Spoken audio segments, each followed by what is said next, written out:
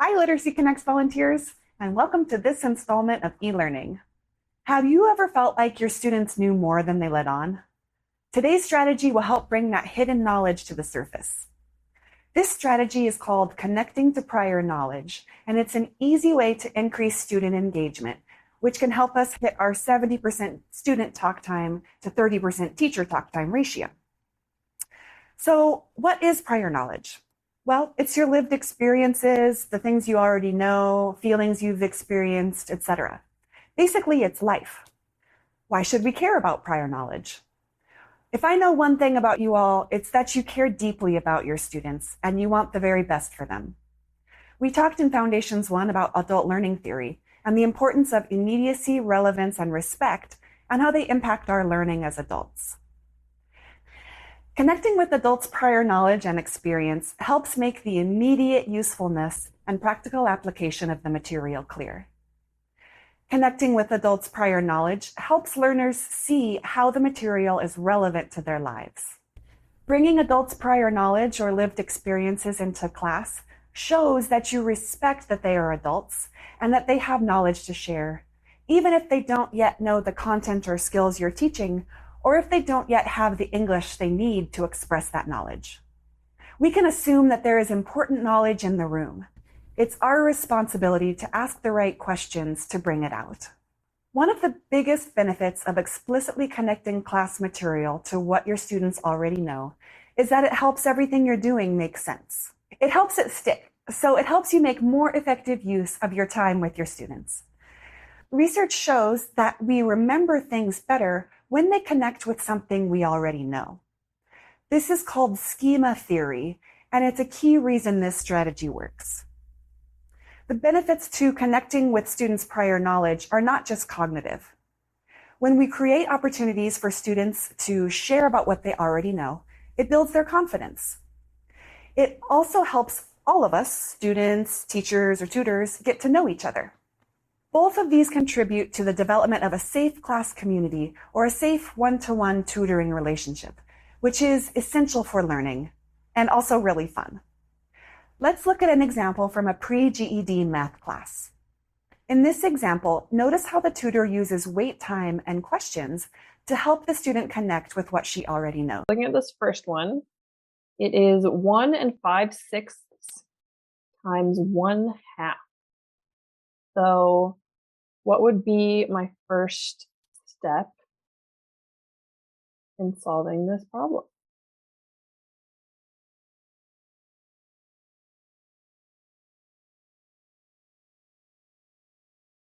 Liliana, do you think you know?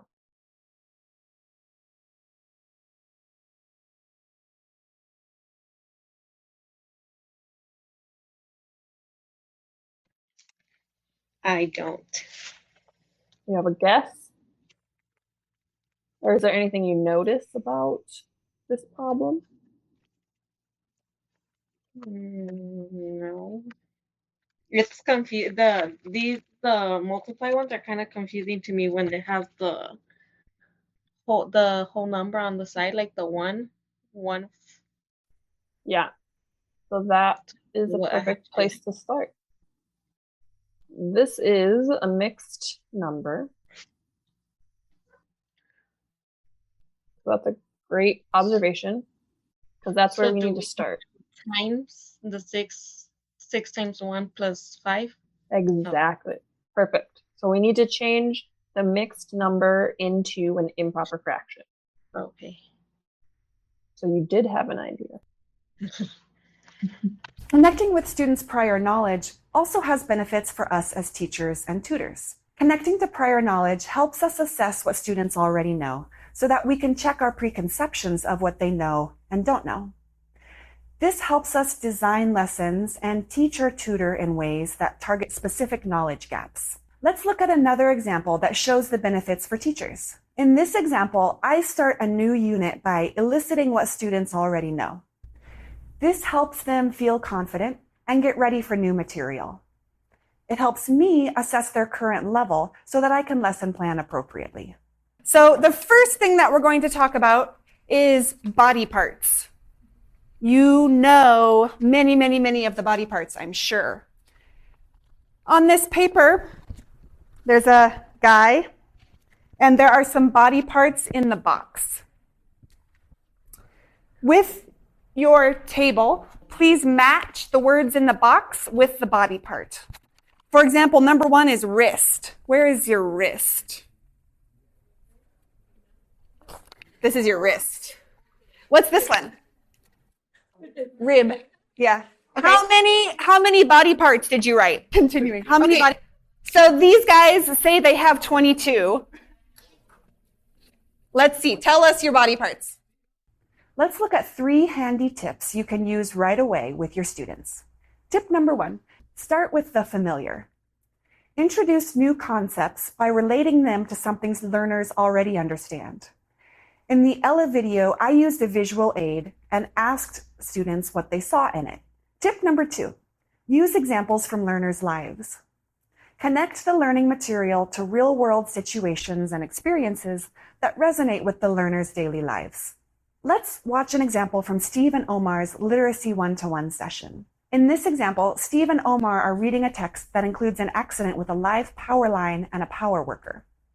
Watch how Steve creates an opportunity for Omar to show what he knows.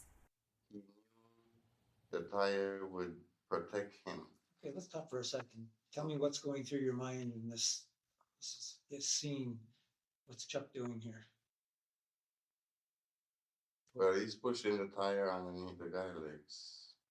Yes, underneath the power line. Okay. Yeah, because tires and rubbers and current is like safety. Mhm. Yeah, so that's all he could think of so far. Okay. So you have to react fast enough to protect himself on the guy. Right. If you want to save him with that. Did you see how Steve encouraged Omar to bring his outside knowledge to the text? This not only helped Omar make sense of the passage, it also showed Steve how much Omar understood what he was reading. Connecting to prior knowledge helps with comprehension and retention for students and gives us as teachers and tutors important data. Tip number 3, relate material to existing skills. Highlight how new knowledge can build upon or complement skills students already possess.